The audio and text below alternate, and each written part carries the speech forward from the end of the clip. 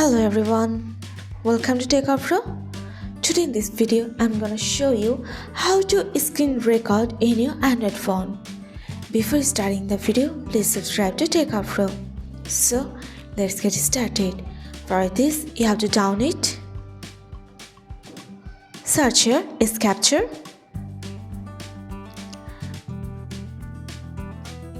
Here you'll find record screen.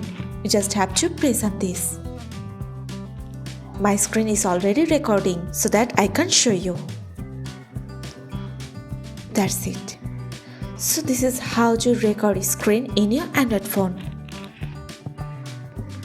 So guys, that's it. You can do this. I think this video is very helpful to you. If it was, then give a thumbs up and hit the subscribe button. And thanks for watching.